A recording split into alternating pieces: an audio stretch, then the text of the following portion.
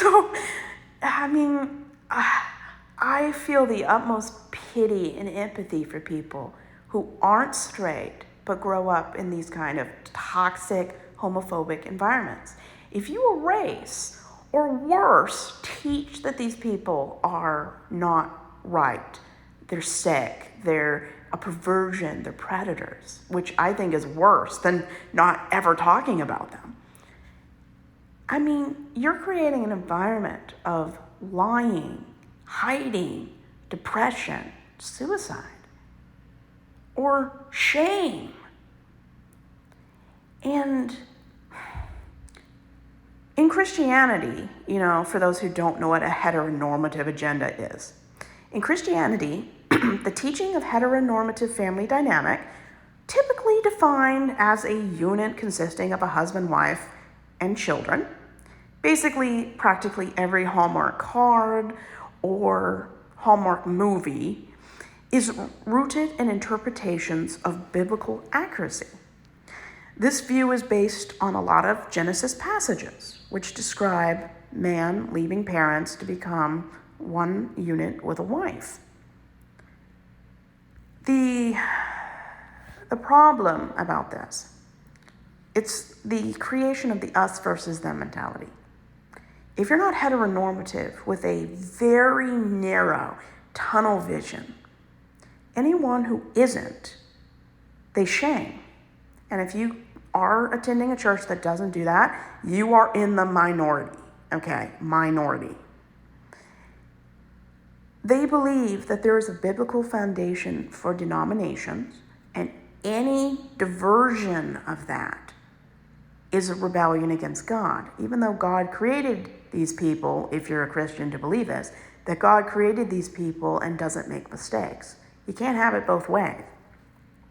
Marriage was a purpose for procreation and raising children and indoctrinating your kids.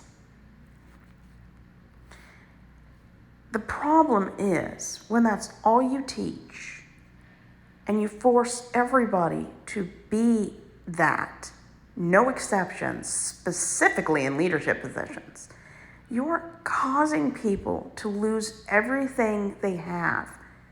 If they choose they want to be someone with integrity, they're going to lose their position, sometimes their job, their family, their friends, the people they've known from the cradle sometimes.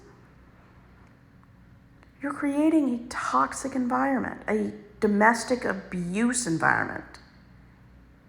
If you have to hide who you are, then you're either doing something illegal or you're in a toxic environment. The problem with this whole narrative is you're erasing people. There's not just one way to live. Before 2015, where queer members could actually get somewhat of the rights heterosexual people have, there was the precedent of straight privilege. Churches, on average, don't teach that the hetero family dynamic is toxic. People like to criticize Christians regarding traditional structures and gender roles. Some of these critiques of toxic stereotypes are as follows. Gender roles within heterosexual marriage, like the concept of male headship, have been used in ways that can hinder or cause toxic submission. This limits opportunities for women to use skills and talents in family or church. When there's an emphasis on traditional family values, you can cause challenges for those who don't fit the typical nuclear family model, such as single-parent homes, single fathers or single mothers, individuals who are single.